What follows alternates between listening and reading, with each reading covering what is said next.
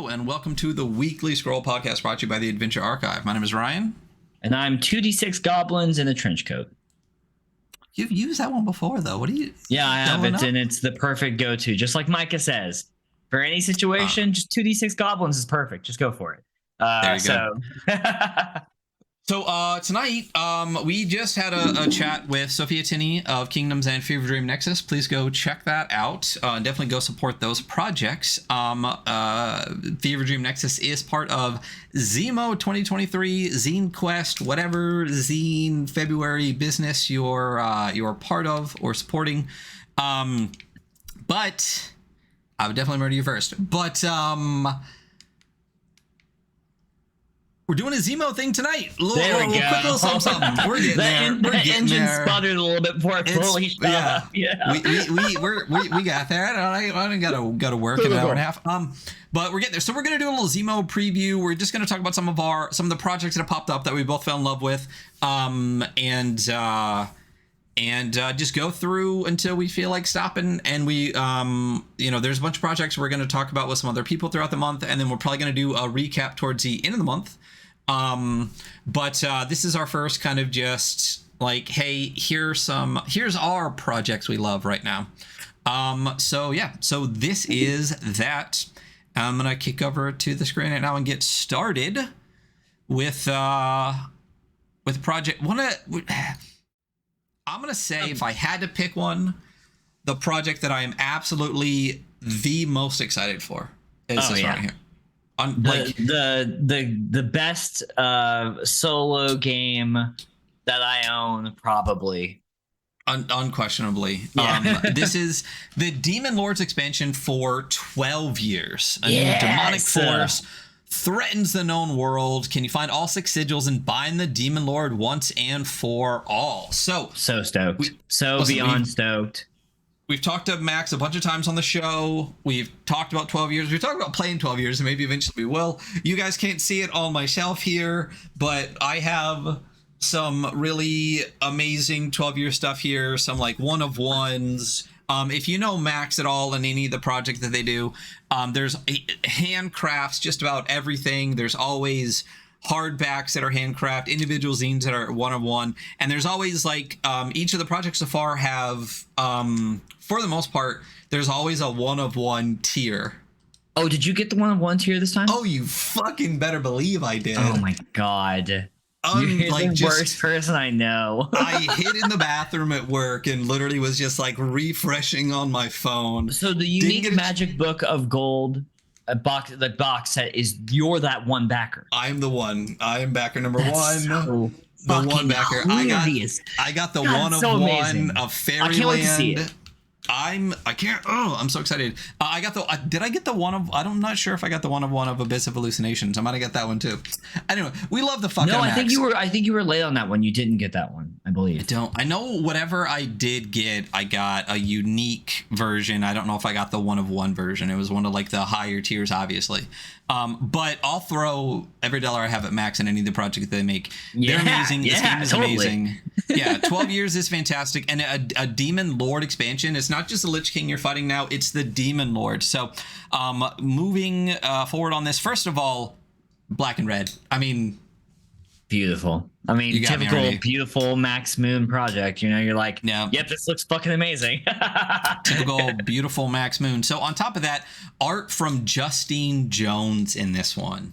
Nice. Like, just look at this. Look how horrifying. Listen, you see this thing in an alley, you're leaving. It's stunning. She did all the art for it's one of my favorite covers of all time. I'm stalling because I'm blanking on what it's called, but it's the Diego Noguera OSE module. It is Halls of the Blood King. So we know we've talked about that before. It's got the very like purple, pink, blue vibe. It's got like the vampires and stuff. Her art's amazing. I'm pretty positive she does like Magic the Gathering art. She did the cover. She did a bunch of the art inside. It's fucking gorgeous. So 12 years is a solo or more GM-less role-playing game brought to you through crowdfunding. Basically, every 12 years, the Lich King comes out, and you have to adventure to try to defeat him and have 12 more years apiece. And in this one, instead, very Final Fantasy 10, you know, got to defeat Sin, so you get a 10 years peace before Sin comes back. Yep. And this one, instead, you are trying to put away the Demon Lord. So you're not seeking a crown. You're looking for the sigils to put it away. You find all 6 sigils. You perform the banishing ritual. And if you are as strong as you are foolish, you attempt to slay the Demon Lord outright. So this has some new stuff. It's got 2 new archetypes, the Sorcerer and the Hunter. Yes. So a new dungeon type called the Hellmouth, new event encounters, new magics, new monsters, new friends to meet on the way, because that's what it's all about. Yeah, you know? I mean, it's not about the goal. It's the friends you make along the way. You know? Exactly. It is obviously the new BBEG, and it's supposed to be 32 to 40 pages.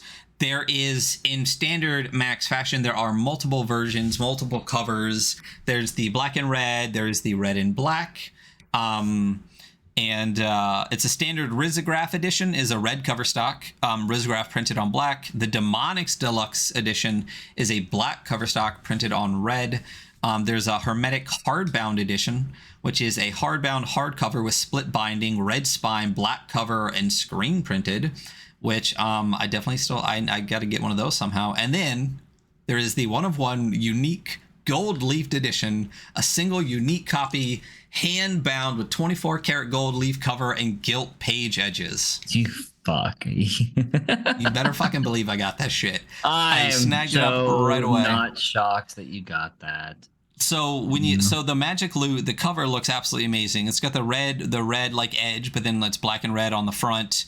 The Ornate Loot with like the black and red 12 years box set. There's a Cthulhuligans tape, much like with Fairyland. There's actually a tape that comes with it. And then the gold gilt one. And I don't know if you saw, I mean, obviously you backed this. I don't know if you saw that there's an add-on for a hardcover deluxe edition of 12 years. So I snagged that shit up because we do have.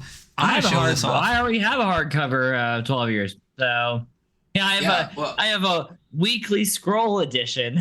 We do have a black and gold weekly scroll 2 of 2 edition that Max made for us. Handmade, hand bound, absolutely stunning. But that's an option here too. So I definitely got I got the gold gilt one. I definitely added in the regular hardcover one, and I got to figure out how I can also get the hardcover of the Demon expansion too. But it will be mine. And also the campaign journals are fantastic. I mean, it's just a great project. You know, we love Max. Max is a super awesome person. The art from Justine Jones looks amazing. Illustrations from Andy Weber, who did a bunch of stuff on Abyss of Hallucinations too. This is, project we're probably going to talk about the most. We'll cruise through some of the other ones, but this one is just. But this one, I mean, I personally like Max so much. If I lived closer to them, I'd be like, dude, we should hang out sometime. All the time. You're awesome. All the time. But also, outside of that, the stuff that they make is so good. I mean, both from a gameplay perspective, 12 years is fun. It's a fun dungeon crawl. It's a cool way to just hang out in the afternoon and get a coffee and play 12 year. And then the quality of the book that they put out is just, I mean, my hardcover copy of 12 years is my favorite thing. It's on my bookshelf, displayed. Because it's so cool. Yeah, it's so fucking good. First of all, as you said, the game is good, but the amount of just love that Max puts into the stuff that he makes by hand, just so much of it. I mean, I'm gonna actually let's turn off some background blur, and I'm actually just going to let's see if I can actually tilt this up enough that people can see it above me. But I see it. I can see it peeking out. Oh, you can see a little peekage here. No, I'm not gonna mess with my camera that much. Because it's gonna take forever to put it back. But it's just gorgeous. It's perfect. Everything that they do is amazing. And the fact that we got those 2 of 2 hardbacks, it literally says the weekly scroll edition inside is just so cool. Yeah. As a designer, Max is one of my favorite of all time, and as a Totally. person, Max is one of my favorite people of all time. That and Max and I kind of talked about this whenever Max and I were talking last. I really think when their schedule calms down a little bit, I'm gonna see if I can commission them to make a pocket edition of maybe even like the Demon Lord edition. Yeah. Just like a little, so I can carry, because I have that. Doesn't matter. I have a note tablet that it makes it really easy to play 12 years as I travel around. But it'd be cool to have a pocket edition, because like the hardcover weekly scroll, and I almost never do, I don't want to take it out because it's so beautiful and perfect, and it's got the distressed pages. It's so good. But yeah, definitely, I have definitely already reached out and talked to Max about a pocket edition. So maybe if they ever get signed between all their amazing projects, they can make us both like new ones, they do so much. Like, yeah, whenever the schedule frees. Yeah, when they stop dropping absolute fucking fire. So anyway, this project is it's funded, but it's not funded enough. It's got 17 days to go. If you haven't backed it, go fucking back it. Get the original 12 years. You're not gonna be disappointed. It is it's a solo or solo with a friend who's also kind of solo game, but it's adventuring. It's not journaling. It's just so good. It's dungeon. So good. It's a dungeon hex crawl. So it's not like a solo journaling game. You are dungeon crawling and hex crawling like you would in any other like OSR game.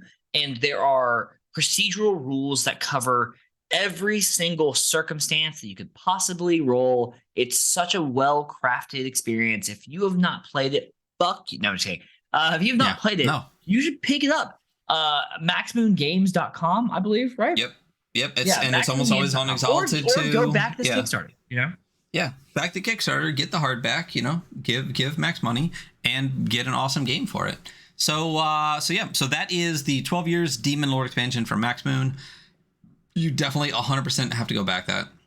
Yeah, you have to. If you're listening to this, you're now contractually obligated to go back this project. So we're not friends anymore. Yep. Not a single one of you. So Demon Lord's expansion for 12 years on Kickstarter. That's what you got to find for it. So the next one, this is a project that you've talked about a bunch. So why don't you talk about Lordsworn? Lordsworn. Damn, I just clicked out of it too. So Lordsworn is a GM-less TTRPG about a band of religious soldiers heading back home after a war of gods that they lose. So I moved the wrong window over. I'm so sorry, y'all. I swear I'm a professional the rest of the time. There we go. Yeah, so this is a 1 to 4 player GM-less TTRPG where you take on the role of 3 Lordsworn soldiers who swore themselves to a now dead god in an apocalyptic battle between all of the gods. With the god dead and the world kind of turned upside down, a handful of survivors are making their trek home. It's a Caltrops core base game, right? So it's a D-Force, the coolest die size, if I do say. Baldur, no one asked your opinion. Definitely the most painful. What's up? The best thing. I really enjoy Caltrop core. It's a really cool, light system. Regardless of how cool it is, the best thing about it is that it's called Caltrop core. Like, I love that. It's just like, no, I would never argue against that. Yeah. Now, like that naming convention, I'm like, oh, you're a genius because that sounds fucking sick. Yeah, that's so smart. Yeah. Also, like, good imagery, you know. But yeah, so you play the story of returning home. You craft a backstory. You play the journey. Or I guess you craft a backstory. You create your company because you play as 3 characters. Each one person is 3 characters. You play the journey home, and then you write the epilogue. And you're rolling these die. You're rolling these dice for events that happen, and it's like a hidden roll. So you get to assign 1 die to you, and the other 2 to other characters. And it just looks really interesting. I really just like the whole your god is dead, and now you get to journey home after losing your war. Tell the story of your journey home. Like, that's a heavy journey, right? That seems like rife with potential for a really good story. And man, I fuck with a really good story. Yeah. Yeah, I mean, and again, Caltrip Core is a super light system. I feel like anything that uses it is really intent on having the system get out of the way of the game, you know? Yeah. And I love that. I want to tell a story sometimes. But yeah, this is by Marin's Musings, which I am not the most familiar with, but is marinsmusings.itch.io. That's MARRENSMUSINGS.itch.io if you want to check out their other stuff. But yeah, I'm really stoked to get this and play through it.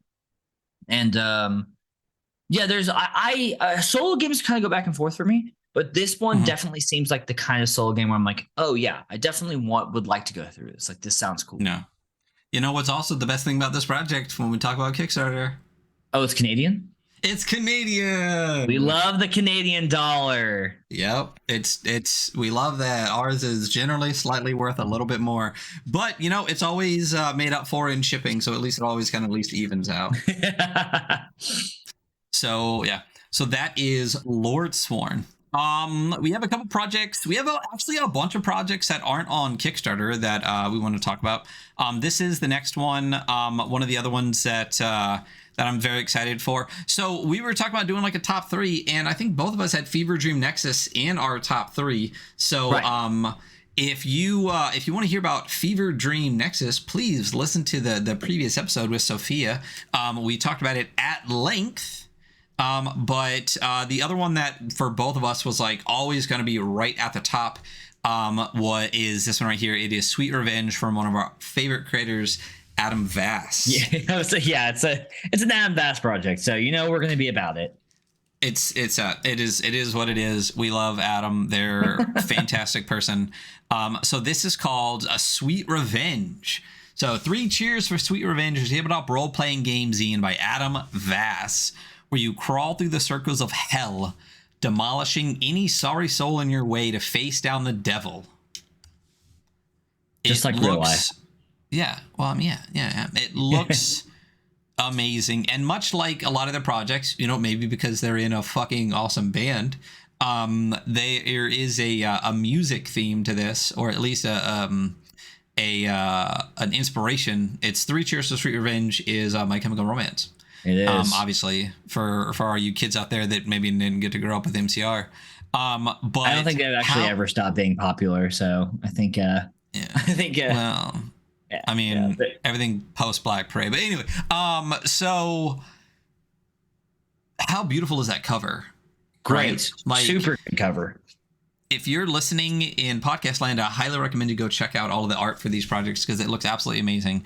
But it's I mean, there is like a crown of thorns, all of the little swoopy doops on the writing, like everything about this cover screams that this is a game that I want more than anything. Yeah. You know what I mean? Like, this is a hardcore, like, my vibe game, like black, white, red. You know, I actually very reminiscent vibe of Kingdoms from Sophia as well. Yeah, absolutely. But right on the cover, it says, "I'm just the worst kind of guy to argue with, what you might find. And for the last night I lie, could I lie with you?" So very heavy, obviously MCR vibes. I know. Yeah. I mean, it's MCR. I mean, that's a lyric from the thing. So Go to Hell. The best place to actually get this, and I love that Adam always puts badass website titles with their drops, but it's literally gotohell.io will take you right here.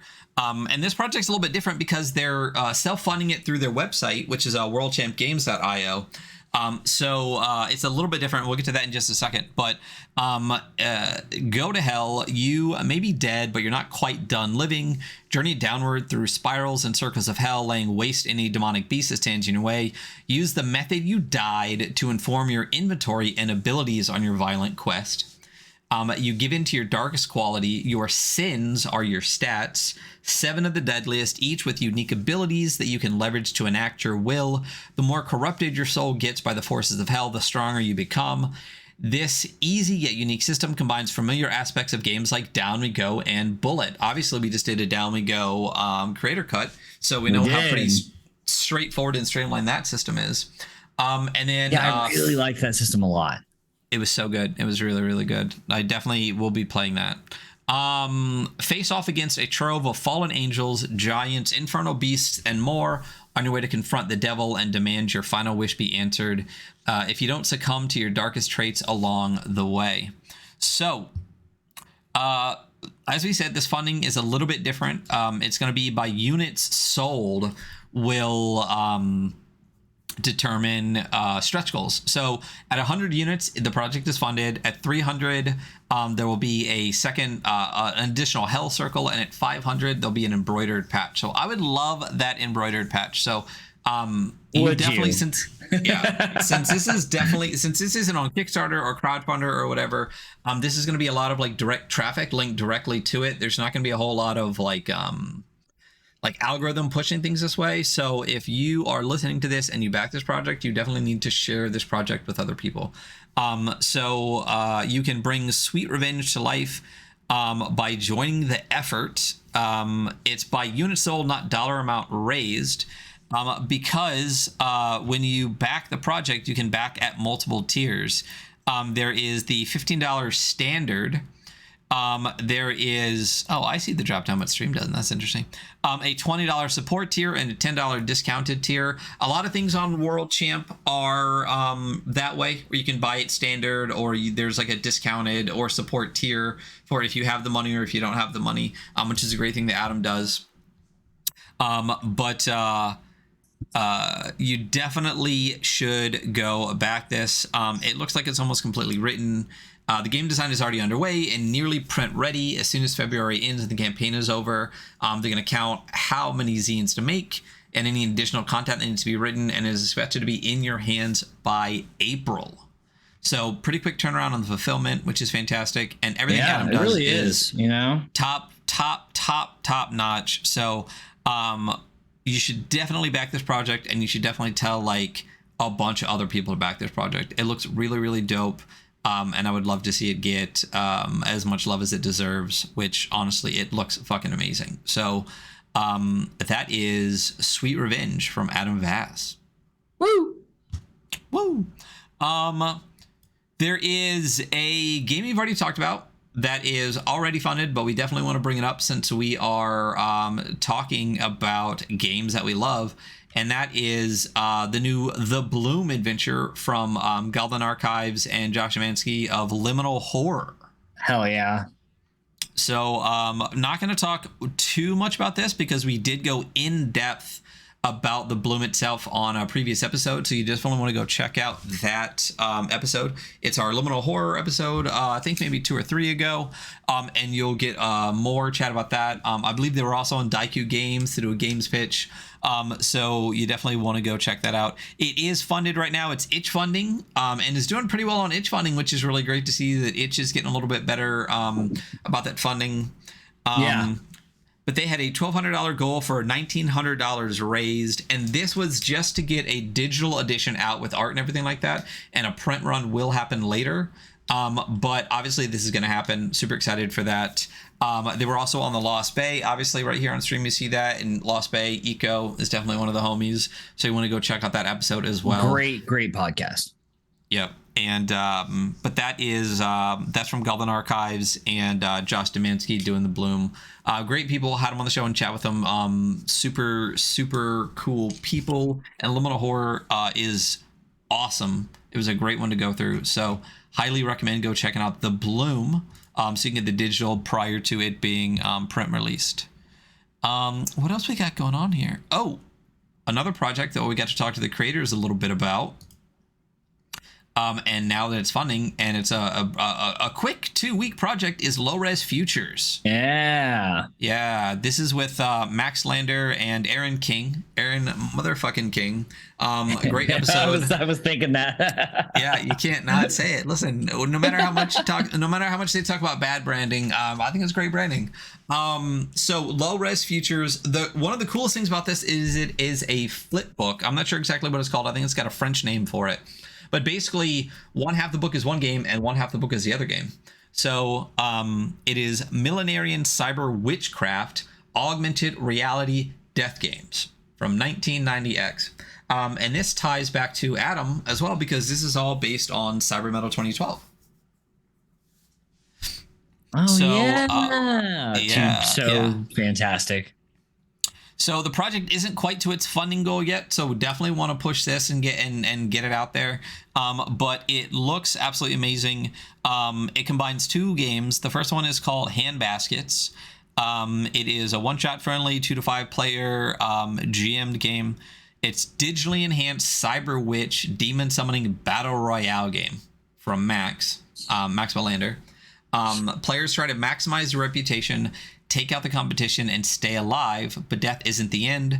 Those who fall are re-sleeved into strange and entertaining new bodies to continue the entertainment. Sounds fucking sounds sick. Sounds absolutely sick. So fucking sick. But they have some cool they have like some cool augmented reality stuff going on with the book and PDF. Will be accompanied by an app that will reveal cheat codes, commentaries, and secrets. I just think that's cool. I also just like that it's a flip book. I like that it's a 2-sided book. Dude, yeah, it's super unique project, especially with the AR, you know? Like, so good. Yeah, I do have a mix. I really am interested in what comes out. I really like Himbos. By Max Lander. Very cool. And then Aaron King, obviously, we just went through World, and Patchwork World is really cool. And we had a great time talking to him. So well, and then their game as part of this, since Hand Baskets is Max's, is In a Mirror Brightly, which I love. Then it just flows out of you. It just like it's really good. And to get an explanation of why it is called In a Mirror Brightly, you should definitely check out the episode. But it is a game of millenarian magical rebellion. You wake up from the drudgery of everyday life in 1990X and fight for the best future you can imagine. Inspired by the Invisibles, the Matrix, and Mage the Awakening, players will fight the power with tech, hex, and sex. And you can click on the link here. Yeah, there are character creation rules that are already listed. So the format of the project, backers can get separate PDFs of each game, or they can get a physical copy printed. It's called ttrpg. It's got like a little upside down V situation on the E's, which I'm sure means something, but it doesn't mean anything to me. So I believe that is, it's when they are flipped in the middle, which is such a fucking cool. I can only imagine that's a pain in the butt to print, but so cool.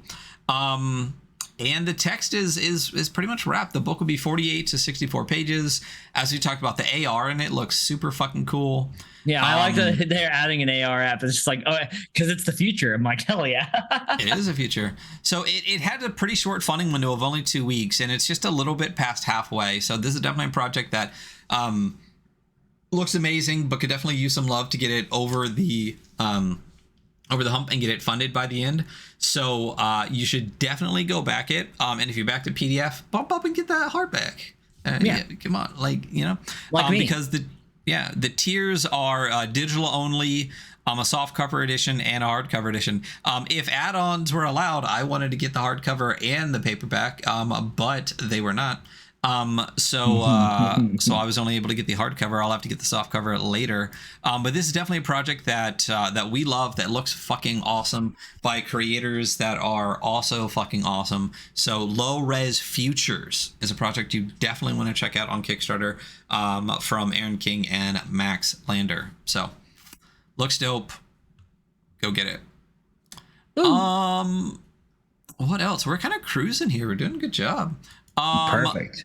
So A Butterfly Dies. Oh yeah, this is one absolutely have to talk about. So this is a Primal Quest zine inspired by Mexican myth and the Mexican muralist movement. So Primal Quest, Diego Noguera's game of stone and sorcery, fucking awesome. We had Diego on. Cool. I think Christian Sorrell of Newcastle was actually on that episode. You weren't on that episode. But Christian Sorrell was on because when we did, I went to the EF Con over the summer for Exalted Funerals, like funeral camp, and I got to do a play test with Diego of Primal Quest, and Christian Sorrell was there, and Christian Sorrell is fucking awesome. So since you weren't able to make it, Christian came on and we did a deep dive into Primal Quest. Super fucking cool game, really excited for it. And this project though is put out by Marco Serrano, also known as Spicy Tuna RPG. Spicy Tuna. Yeah. Great fucking guy. Does awesome stuff. Yeah, primarily has been part of the Mothership community. So this is, as far as I know, one of their first projects to branch out into non-Mothership, and it is Primal Quest, and this looks fucking awesome. Yeah, after Constant Downpour, and I'm stoked for the remaster, and then after Knights of Lazarus, I'm like, oh yeah, if Marco puts something up, I'm gonna back it. Like, yeah. We've definitely got to that point with some people. Yeah, definitely got to that point. They're definitely on the list of like, I don't even need to read it. I backed it already. I'll go back and read the Kickstarter. I remember them talking to us about it previously, and I was like, oh yeah, this is that, and I just backed it. I'm gonna be honest, I didn't really even go through the page all that deeply. I was like, yeah, fuck it. It doesn't matter. We got it. Now there's a patch. I'm good. Sick. So this is project. So the land is blessed. The Oyamel Forest of Michoacan is at the peak of a 52-year-long Huss-winged cycle. Tribes thrive as a colossal monarch soars across the land, rejuvenating the ecosystem. The cycle resets in 4 days. The fire giant will ignite the great husk-winged monarch, setting fire to the skies and raising the land. The chaos is followed by decade-long food shortages and struggles. Tradition promises the burning butterfly miracle is essential for the sustainability of Michoacan. The suffering is a small price to reap the benefits of the peak years. So basically, you get 52 years of awesome, and then everything goes to absolute shit for a decade. Right. That's rough. I mean, easy to think of our world now. Wouldn't you trade 10 bad years for 52 years of prosperous life? I said it's rough. I just said it's a thing. So, you know, it's actually interesting. There's a lot of theories about, obviously the fires are getting worse because global climate change and stuff like that, because it exists, you dumb fucks. That's not real. That's the liberal media getting you to try to become vegan. Yeah. I'm already vegan, but that fires are really rejuvenative for the forest and stuff like that, because it can burn away old growth and allow more things to prosper anyway. But anyway, so In a Butterfly Dies, players are nomads traveling through the Oyamel Forest. Will you ally with the Smolder cult and fulfill the burning butterfly miracle, or will they help those who want to break their tradition and allow the great husk-winged monarch to survive? So it's inspired by Mexican myth. The artwork is heavily inspired by Jose Clemente Orozco's mural Man of Fire and the wider Mexican muralist movement, and is compatible with the Primal Quest ttrpg from Diego Noguera. The patch looks dope. It's a moth on a background with some Mexican motifs. It's a Michoacan map compass rose, which is what the patch is. But it's also, part of the game as well. And what do you get inside the zine? It is a hex crawl placed in the forested and volcanic mountainside of prehistoric and mythical Michoacan, Mexico, developed for Primal Quest. So you get a hex crawl, you get 30 random encounters, 9 full pages of art, intertribal factions, a colossal ancient ritual, world progression, 13 NPCs, a dungeon dive into a volcanic mountain, and a dungeon delve inside an alien structure. You had to throw something a little bit mothershipy in there. That's very Primal Quest too, though, is that Primal Quest has this like the potential for you finding some weird future tech type shit, even though it's stone and sorcery. I love future past is what I call it, and I don't know what else to call it. It probably has a better name, but something like even like Gene Wolfe, with like Book the New Sun. It's like this weird. It feels very medieval, but then suddenly you're like, oh, that's definitely future tech, So it's a cool vibe. But anyway, so this is a great project. Yeah, I very much like the genre as well. I like just in general, like kind of anachronistic stuff, like when you're adventuring and then you just come across some like alien future tech or weird shit. I like not being able to tell exactly what time period it actually is. I completely agree. Yeah, it's very cool. Fun fact, the Wheel of Time is also a great example of I guess it's post-apocalyptic, but does take place in the future somewhere. I'm a fan. Well, I started young as a fan and then had to finish it. I wish Robert Jordan, first of all, hadn't adapted before the last book, and second, had any concept of how to write female characters. But yeah. I wish, my greatest wish is that he knew how to write female characters. Because I would have finished that series if I freaking Wheel of Time tattoo. Like, but it really sucks that they literally bring it down to men are dumb, women are nags, and like that's the entire interpersonal. It really is. We're on a tangent, but yeah. Yeah. Anyway, so on top of the zine and everything, if you go for the whole bundle, you get listen, I'm butchering this stuff and I apologize. The Kokoshoka, Kokoshoka micro setting pamphlet. To make so it expands beyond the OML forest to explore the Mexican wetlands and includes 2 micro dungeons with unique encounters. So there is an art only zine too. Sick. Like I feel like Eco said something about this a while ago, kind of around this is like people putting their own like backgrounds and experiences and culture like on their game, and like Eco talked about the time like trying to strip some of that away so you could put your own stuff on it. This is kind of the opposite. I'm super stoked to see, like, I don't fucking know anything about this mythology, and like this will be a really cool, I love mythology, so this will be a really cool deep dive into like another culture's like mythos, you know. Yeah, I'm super excited for this. I mean, again, we talked about anything Marco does, we back. Yeah. But that's because we know that Marco's only going to drop fucking fire. So, you know, this is definitely one you want to back. A Butterfly Dies. And it's also cool to see Primal Quest getting more content too. Yeah, totally. I'm looking forward to more Primal Quest stuff. I have it and I like it. I haven't played it yet. But you know, I think maybe this will be the first thing I run with my group of Primal Quest because they're interested in playing it for sure. Yeah, absolutely. We got a couple more we're going to talk about here, and then some previews for the future. But one of the ones that we want to talk about is actually on Crowdfunder. Which is a different crowdfunding platform. And I got to be honest, I really like it. Like I do. I've been looking deep into it, so yeah. The layout, it's pretty clean. Like it reminds me a little bit of like the BackerKit crowdfunding layout. It's definitely not Kickstarter. All we've heard is that GameFound is not great for ttrpgs. I would highly recommend, at least from what we've heard, staying away from that. But everything I've heard from people that have put projects on Crowdfunder, which is CROWDFNDR, it's basically Crowdfunder minus the E at the end, has been good. And there's a lot more navigation resources I found where, like, you know, if you hit Zine Quest button on Kickstarter, you're going to find every fucking Zine Quest project ever, not just like the most recent shit. Not great navigation tools.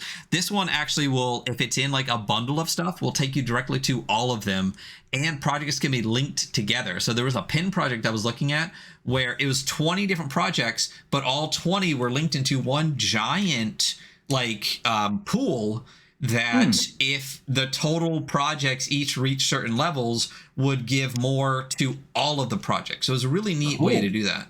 So this project is called Project Echo. It is a solo time travel game. It is on a crowdfunder. This is from Elliot Davis. It says, time marches on. Well, at least it used to. So you work for the mysterious organization known only as the Agency, tasked with tracking a time-consuming entity throughout an entire year. Project Echo is a game of time travel and cosmic horror. It's a solo journaling game with a twist.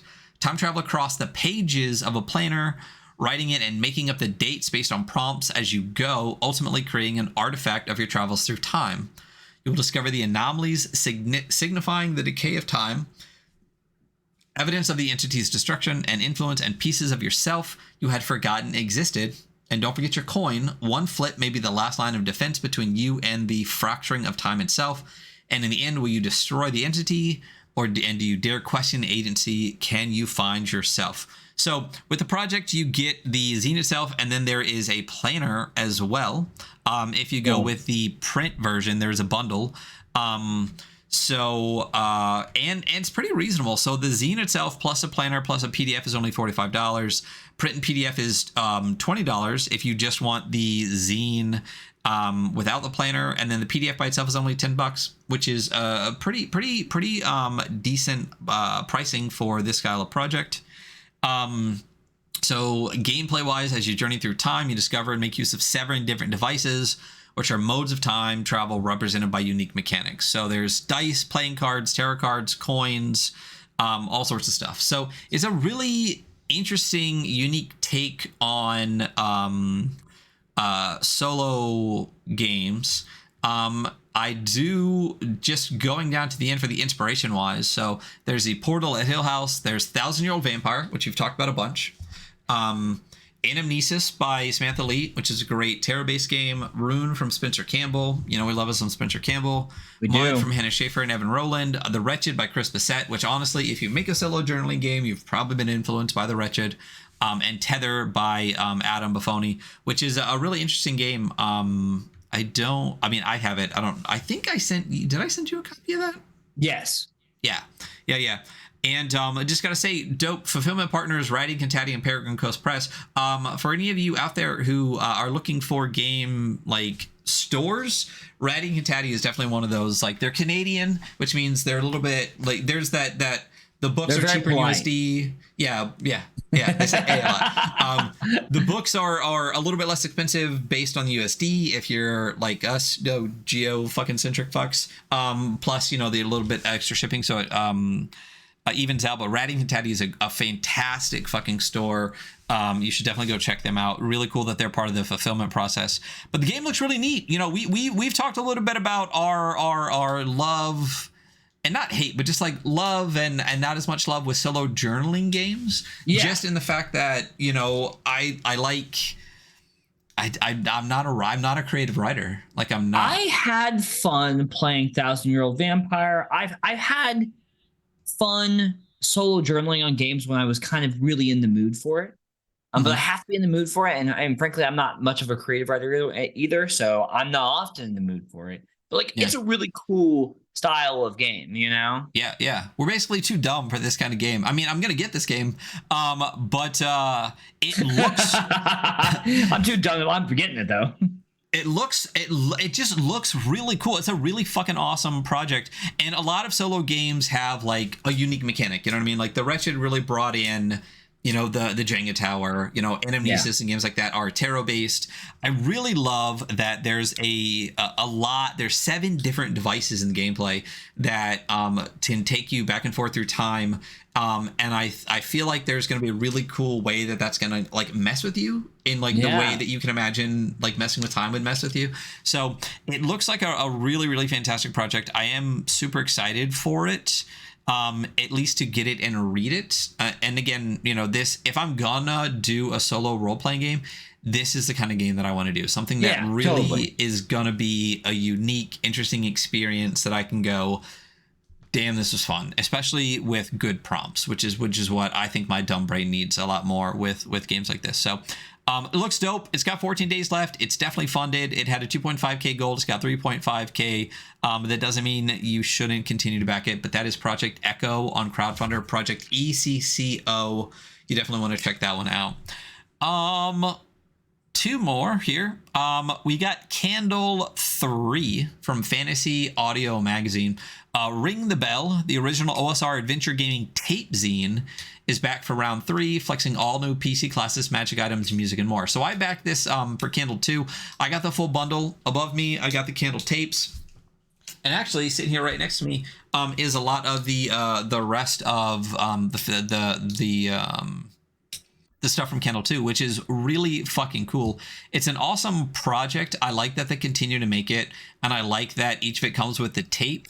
It's a really cool that the OSR scene has really pushed out like cassette tapes as a thing, and I like that you get stuff in the tape. You know what I mean? Like the inserts. There's always cool stuff in that, and the art that you can do on just a little on a tape. It's a cool, interesting addition. It's a cool piece of media to add on to projects. So it definitely went hand in hand with these kind of OSR NSR scene in a good way to bring something extra to the table. So this is the 3rd installment of the original adventure gaming tape scene.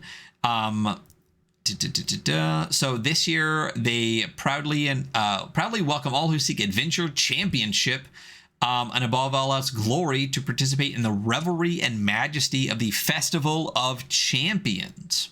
So there's a whole piece of art here, which is like a pamphlet, like salutation citizens. It's like what am I trying to say here? What is it? It's like a piece of parchment with like an invitation on it. Flyer. But yeah, flyer, sure, like an old school flyer, like there's medieval an invitational, flyer. So, yeah, there's a poster, flyer kind of thing. Yeah. So you received a royal invitation to the festival grounds of the Queen, Her Righteousness Lady Submunda, to join in the merriment and debauchery of the great Festival of Champions. Bonfires, feast, songs, dancing, magic, solutions, fireworks, the strange drunken musings of boastful old warriors, and of course the bottomless supply of Bacchus lake wine. All of this and more to anyone and everyone, but especially to heroes whose very names are household legends. So it's actually a festival ground, comes with a park map and everything. And you get to kind of fuck around in this championship from Fantasy Auto Magazine and Descender. So there's certainly not a secret underground sewer crawl. No, certainly not one of those. Complete with rival factions of goblin carnies and guard patrols. So Perfect. This one's a little Amazing. bit. Yeah. Honestly, that alone is just I'm there. I'm sold. Yeah, I really need that. So it's written for OSE. There's some art from Hodag RPG, which is absolutely fantastic. Love their art style. Definitely got a nice OSR style. So it's 60 pages of 60-page zine of play ready OSR content. And it features perfect bound A5. It's full color. It's got a park map. It's got a bookmark character sheet. I did back a previous project they had where they put out bookmark character sheets. Right. So those are pretty cool. There are some cool Great classes idea. like the Grappler. Yeah. The Peddler.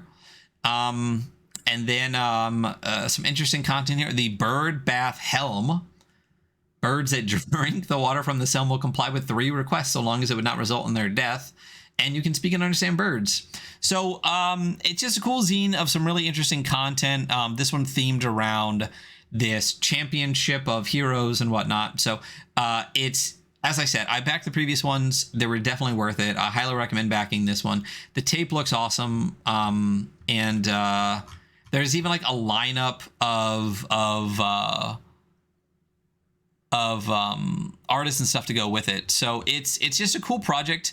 I'm excited to get it. You can get the previous tapes and zines from Descender and from Fantasy Audio Magazine, and I highly recommend grabbing those too. But this is Candle 3. You should get it. Cool. It's cool stuff.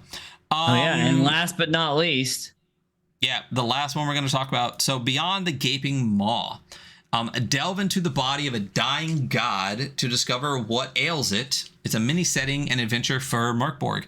So we don't talk about Merkborg as much on the podcast anymore just because there's so goddamn much of it. There's so much of it. And honestly, like, I've seen enough. Like, but I do really like this project. It is, you know what? The other one that we really wanted to talk about, I do want to talk about that one, so we'll bring it up. Beyond the Gaping Maw is an adventure module, a mini setting guide where you delve into the body of a dying god to discover what ails it. Written for everyone's favorite doom metal fantasy, Merkborg. So it's got art from Johan Nohr and from Strega Wolf Vandenberg and Dead People, but they recently completed the Lycoma. Yeah. But this one looks really cool. One of the things I really like about this, not only does it have Johan Nohr's awesome art in it, right, but look at this page with the teeth and stuff. It's a great page. Yeah. But the other thing, too, that I really enjoy about this project, and one of the knocks that we have about a lot of Merkborg content is if you read the Merkborg book, there's a lot of cool stylized pages, but most of it is fucking readable. Not every fucking page has to be completely stylized out of its fucking ass. And when you look at this project, a lot of the pages aren't. A lot of pages are leaning more to the readable side of Merkborg. So when you look at the spreads here with the teeth, it's white text it's black text on a white background. When you go to the next one, there's an art page here, and then it's black text on a white background. So I really like that it looks like it's kind of like diving more into the readable side of Merkborg instead of the over stylized. Gives more of that Chris Eichhorn kind of variant on Merkborg projects. But this one looks pretty dope. It's, as I said, diving into the body of a dead god. The project itself, if you read the adventure, there is plaque from the teeth of a dead god necessary to maintain a community. And then the PCs need to descend into a crater, reach its center, summon a god, and delve to figure out why the plaque from this dead god's teeth has stopped like being a thing.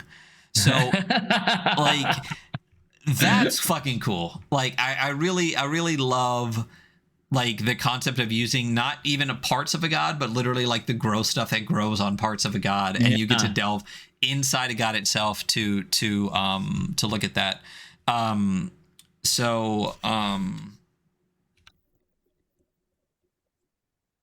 That is the Beyond the Gaping Maw for Merkborg.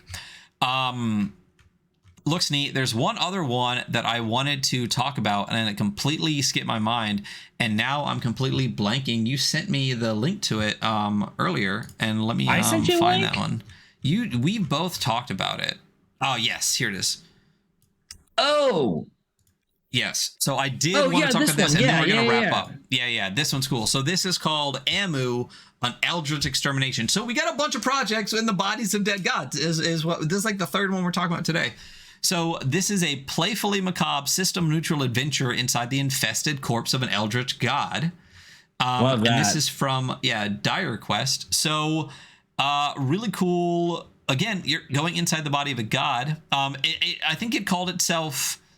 Is it Grimsicle? What did it Grim Whimsy? I can't remember the name that they use. Maybe as I read it, we'll go through it. My nickname is Grim Whimsy. Yeah, is it?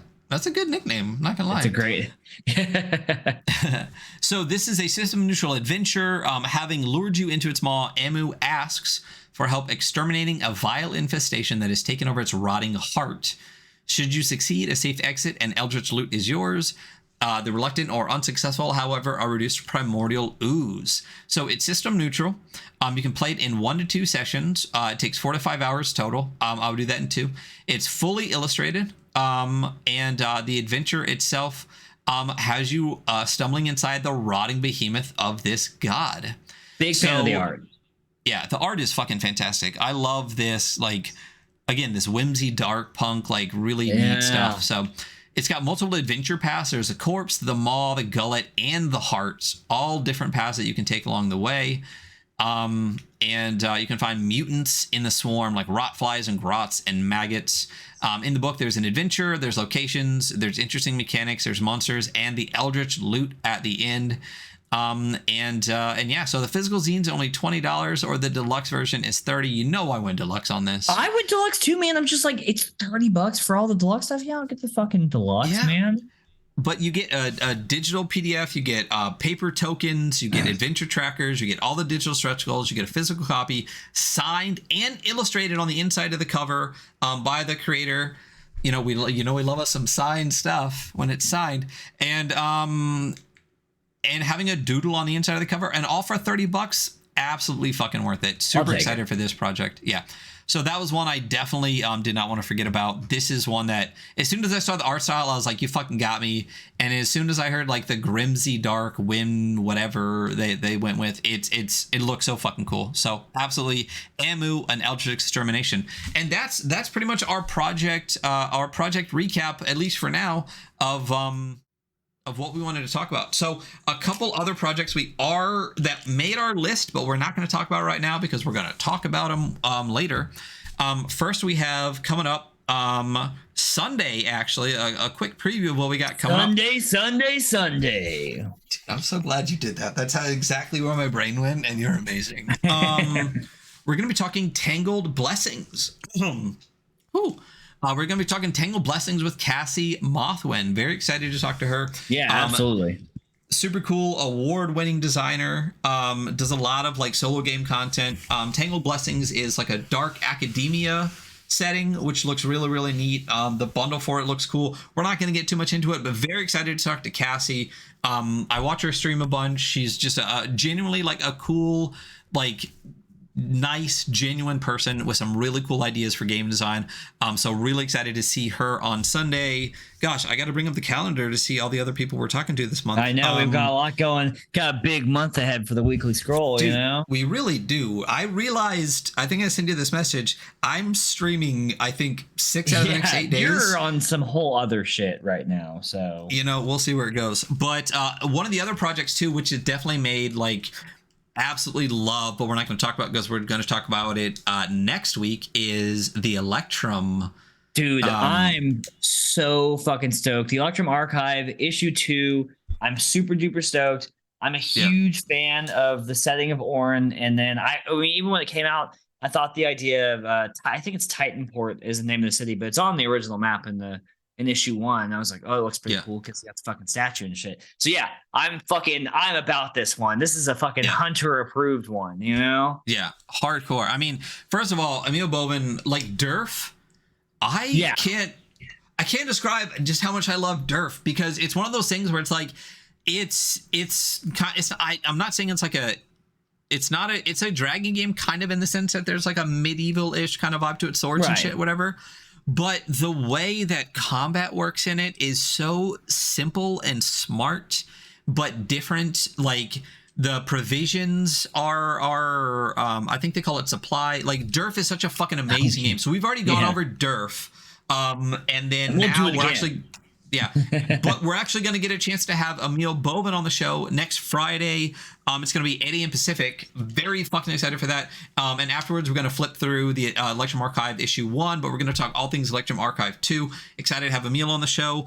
After that, we are going to have, we're talking about the Bastardized Classics with John David of Civid Sanctum and Matt. I hope I say that all right. With Matt Morris, Matt and John are dropping some absolute fucking fire for Bastards from Micah Anderson. It's so cool. I'm really stoked. It's a bunch of like refreshes of like classic adventures, and I'm fucking stoked for it. And the art looks great. The style is amazing. The covers are great, and they're doing basically Vault of Doom, which is like a Tomb of, I think is it Tomb of Horrors kind of redo? I think it's Tomb of Horrors, yeah. So they're turning it into a funnel adventure. So they're doing basically a funnel adventure, an adventure, like a hex crawl. They're doing basically every style of thing that you can get. They're doing with fucking Bastards. Like, and Bastards is, we love Micah. We're gonna be running more Micah. I mean, we got another episode of Batrachian Swamp planned for Monday with Micah coming on and running that stuff again. So we're definitely excited for them. I run a Bastards group, like I play Bastards regularly. So this is great for me. The Bastardized Classics, when they announced it, I was like, oh yeah. So did you see Vault of Doom dropped already? Yeah, I have it. Yeah. I was gonna say, But so that's another one we're having on the show is John and Matt. Super excited for that. I have a bunch of stuff from Matt. Haven't really got to talk to them. I mean, they were super into Mouse Ritter for a long time, which we should definitely go over at some point. So they have a lot of great content for Mouse Ritter, and now jumped on Bastards, which is really cool to see. And not only them, but I mean, it's encouraging other people to do more Bastard stuff, between John and Matt. Perplexing Ruins put out some Bastard stuff. There's just more content coming out, and it's really great. And then to wrap out the end of the month, we're going to be talking to the homeboy Astro Lich. Woo! Woo! Okay, there we go. There's the woo. And Tyler Lindsay for a wrap up of Merkborg. It is a farewell to arms redux. It's basically World War Merkborg. The project's already blown the fuck up, obviously, because it looks amazing. But it is a Merkborg to end all Merkborgs probably here on the show. Really excited to have them back on the show though. Asterlich is definitely good friend of the show. Has some great content out for Merkborg and Cyborg. So excited to get them on and chat about that and chat about, honestly, because it's going to be towards the end of the project at that point to really have kind of like a wrap up of the project for that. Retrospective, Oh yeah, I mean because it looks absolutely amazing. There's obviously a bunch of Johan art in it. It's fantastic. So that's what we got coming up. So we got Cassie Mothman coming up this Sunday. We got Emil Bova next Friday. The following Sunday after that, John Davis and Matt Morris. And the Sunday after that, we're talking Aster Lich and Tyler Lindsay. So a jam-packed bunch of stuff. Potentially another a Zimo wrap up, or maybe like another Zimo zine month thing towards the end of the month again. We'll see. But that is it. That is our Zimo 2023 preview, top whatever, favorite projects for right now. And more stuff's going to come out that we don't even know about yet. So yep, a lot of stuff drops mid-month, which is interesting. So we'll see what happens with that. But that's it. That's us. So we are the Weekly Scroll. You can find us at the.weekly.scroll on Instagram. You can find us weekly_scroll on Twitter. That's where you can find most of our stuff. And the Adventure Archive on YouTube. You got to figure out. Yeah, I was going to say, and also, if you want to keep up with Zemo and you're not sure where, you can just go to zinemonth.com. They regularly update what is available in part of Zemo, and it's a cool website to just scroll through. You can find a bunch of cool supplements and games that you don't even know exist. Yeah, we didn't really get too deep into Zemo, but when we had Tony Vicente on the show, one of our last episodes, we did talk about Zemo because they have kind of come on board. They do a lot of great videos and stuff like that to teach people a lot of the stuff they need about like actually getting a game to like print into the table. So you definitely want to go check out that episode with Tony, and go check out Plus One EXP for a lot of Zemo content with Charlie Ferguson Avery. And if you are a creator putting out games, a lot of great episodes over there to check out to help you, if not with this zine month, but with the next zine month. But that's us. That's our show. Go check us out on our socials, I just said. And that's it. We'll see you later. Have a good day. Bye. Bye.